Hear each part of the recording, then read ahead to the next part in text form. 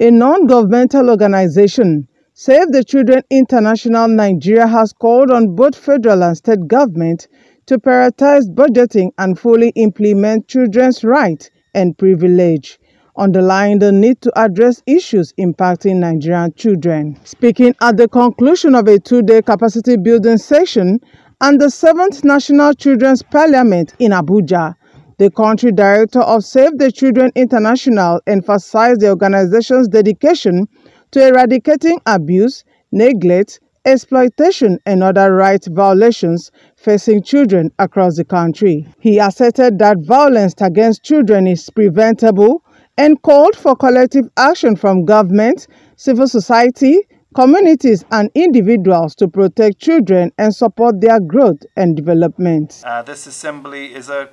critical public structure that ensures the participation of children in decision-making processes. It's a means through which children across the nation can come together to speak out on issues of their concern. Speaking out is one of the rights that children are given in the United Nations Convention on the Rights of the Child and in the African Charter on the Rights and Welfare of the Child, as well as the Child Rights Act of Nigeria. So therefore, Save the Children in Nigeria firmly believes that this assembly brings an opportunity for children to express their views freely, to have those views taken seriously, to influence decision-making, and to hear back on how participation has helped to achieve these changes. I'd also like to take this opportunity to call upon the federal and state governments to prioritize, budget for, and ensure the implementation of the rights of children, and to ensure that every child in Nigeria is able to enjoy the rights and privileges that we would like them to. The future of a child is determined by how their rights are respected, protected, and fulfilled, and we hope that this assembly will help again to promote children's rights across the whole country. In principle, violence against children is preventable when governments, civil society, communities, and individuals come together with a shared vision and a shared commitment to take action and support children to be protected. So again, we hope that we can, through this forum and through other forums,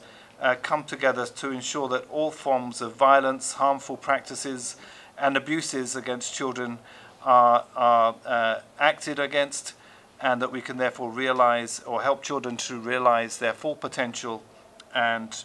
realize their rights as well. The Permanent Secretary, Federal Ministry of Women Affairs, represented by Director of the Child Development Department, reaffirmed the ministry's commitment to fostering child participation in decision-making process. He highlighted that the right to participate, as outlined in the United States Convention on the Rights of the Child, is crucial for enabling children to express their views and concerns. The importance of this sitting cannot be overemphasized,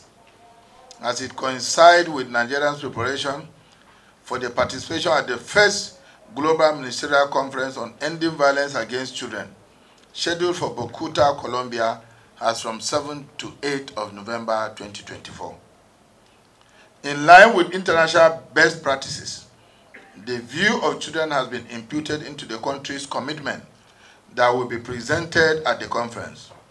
But today's sitting will further add value to the document. The Federal Ministry of Women Affairs is very deliberate in promoting the rights of the Nigerian children to participation,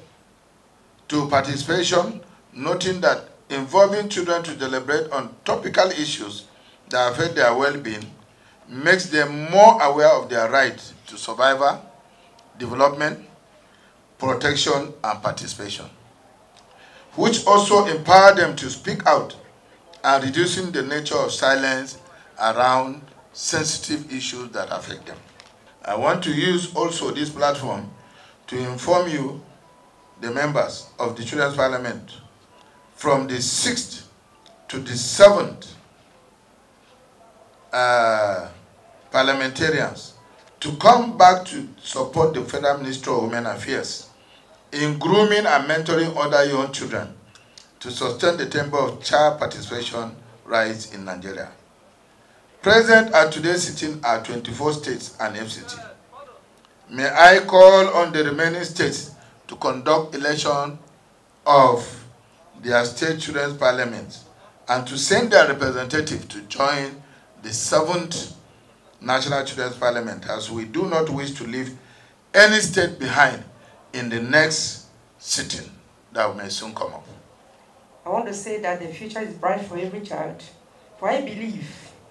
if the government is able to push issues about children as prescribed in the Child Rights Act, and also ensure that those issues are implemented, and funding is also supported to make sure that every child, wherever you are, wherever you are, whatever that affects you, is well taken care of, as prescribed from the Child Rights Act. Every child will be well, every child will be fine, every child will develop, every child will survive, and have a very, very positive and productive future life.